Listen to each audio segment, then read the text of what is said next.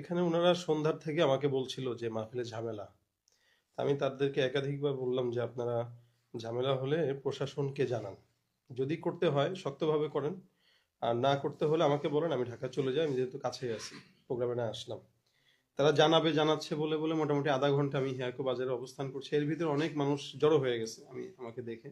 ওনারাও মাহফিলের যে দিকে যাবে, তা তারা বলতেছে চলেন, কোনো সমস্যা হবে না। তা আমি শুধু তাদের অপেক্ষায় ছিলাম যে যদি সমস্যা হয় আমি চলে যাব। আমি যাওয়ার জন্যই তৈরি ছিলাম, গাড়ি এদিকেই আমার মুভ ছিল, ঢাকার দিকে। এর ভিতরে ওনারা বলতেছে ঝামেলা আসবেন না, ঠিক আছে আমি রেডি। হুট করে আরেকজন, যিনি আমাকে দাওয়াত দিচ্ছেন মূলত, উনি আমাকে বলতেছেন যে আমাদের প্রায় 30-40 জন যুবক চলে গেছে হুন্ডা নিয়ে, আপনি ওদের চলে আসেন, সব ক্লিয়ার হয়ে গেছে। তো যখন যুবকরা এই পর্যন্ত চলে আসছে হুন্ডা নিয়ে, তখন আমরা রওনা দিই।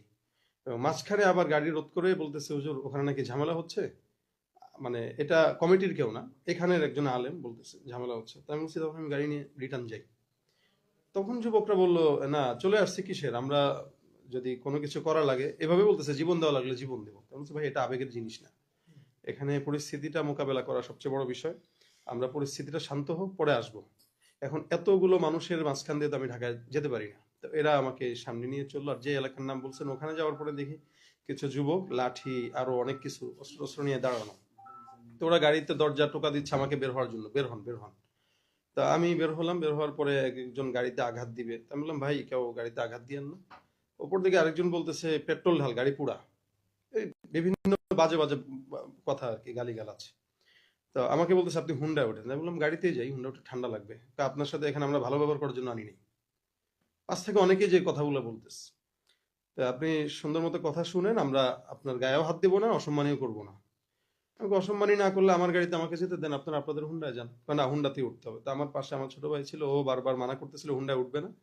তো আমার পাশে ড্রাইভার আর দুইজন সফর সঙ্গী, দুজনকেই যথেষ্ট আঘাত তারা দিল, অনেক মারলো।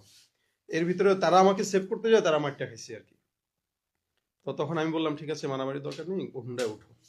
এর ভিতরে হুন্ডায় উঠলাম, আরেক জায়গায় এসে একটু ব্যাকে আসলো, এসে একটা জঙ্গলের রাস্তা দিয়ে নিয়ে গেলো আর কি। তা আমি বললাম ভাই এদিকে কোথায়, আপনারা এমন জায়গায় বসেন যেখানে মানুষ আছে। কারণ না আপনার কোনো টেনশন নাই, যান চলেন, কথা ওখানে হবে। কোথায়, আমাদের দোকান আছে, ব্যক্তিগত দোকান আছে। আচ্ছা ব্যক্তিগত দোকানে আপনারা এটা কোন জায়গাটায়, পেরেশানি নিয়েন না। আচ্ছা আমি পেরেশানি নাই, কিন্তু আমার তো জানতে হবে কোথায় নিচ্ছেন আপনি। এই বলে বলে তারা একবার এইদিকে দাঁড়া, একবার ওদিকে দাঁড়া, অনেক দূরে নিয়ে গেল। এর এর ভিতরে মাঝখানে কয়েকটা জিনিস বললো যে আপনি এই দেলোয়ার হোসেন সাইদী সাহেবের ফাঁসি চাইছেন, সাকা চৌধুরীর ফাঁসি চাইছেন শাহবাগে যে। তাই বললাম ভাই আমি সাকা চৌধুরীকে ভাবে আমাদের জানা নাই, মানে সালাউদ্দিন কাদের বলতেছে, আমি ওনাকে ভাবে জানা নাই। যাই হোক, চিনছি বিএনপির, বাকি উনার ফাঁসি চাওয়া বা উনি কি, আমি এগুলো কিছু জানি না। বাকি সাইদী সাহেবের বিষয় যেটা বলতেছেন, এটা হলো আমি 13 সালে আমি যেখানে পড়ি, আমাদের ওস্তাদরা সব ছাত্রদেরকে নিয়ে গেছে, আমরা তখন ছোট, পড়ালেখা করি। তো ওই অবস্থায় আমরা জানতামও না যে ওখানে কি হচ্ছে না হচ্ছে, আমাদের অজান্তেই ওখানে যাওয়া। তো ওখানে ফাঁসি চাইছেন হচ্ছে একজন, আমরা পাশে ছিলাম, আমি তো চাইনি। আর উনি কি বক্তব্য দিচ্ছে আমি জানিও না। এরপরেও আমি ওই অনাকাঙ্ক্ষিত বিষয় নিয়ে আমি সবার কাছে আমার ফেসবুকে লাইভে অনেক বয়ানে বলছি যে এটা আমার ভুল।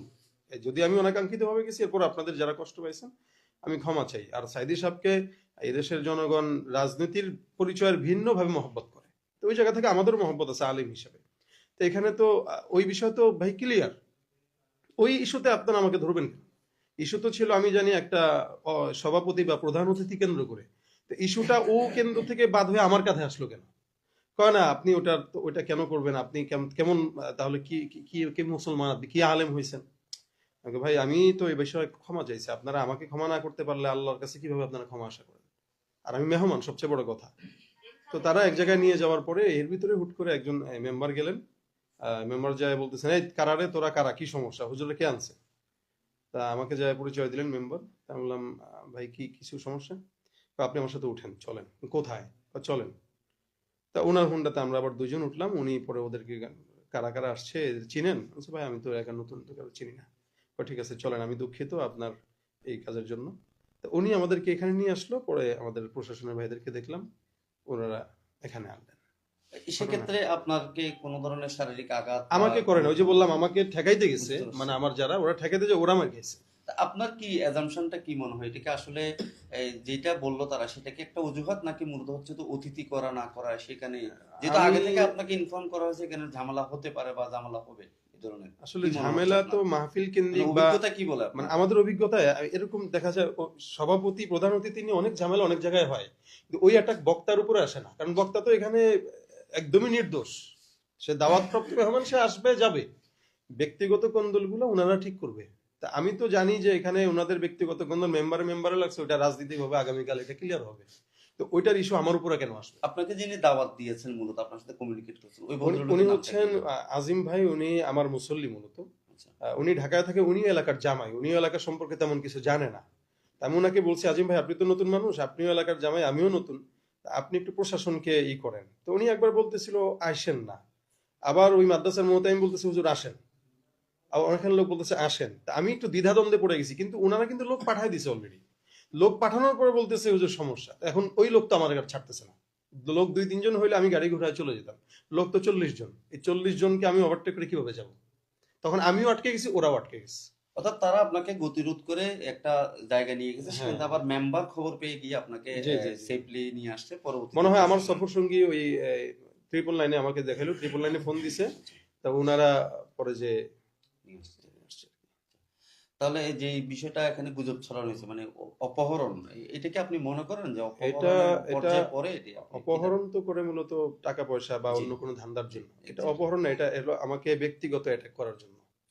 হয়তো কেউ তা আপনি না গেলে আহ, মাহফিলটা হবে না, বা অন্য কোনো এটা ভিন্ন কারণে ইস্যু থাকতে পারে, এটা আমি ইস্যু বলতে থাকতে পারতেছি পারে। না আপাতত। বাকি এটার কোনো যুক্তিতেই মনে হয় না যে কোনো মেহমানের উপরে এভাবে অ্যাটাক করা তারা যায়। কি সেখানে পলিটিক্যাল কোনো আইডেন্টিটি বলছিল, বা বিএনপি করে বা অন্য আহ, কোনো দল বা 2 দলের জামাত? নামই আসছে, আমি দলগুলো বলতেছি না।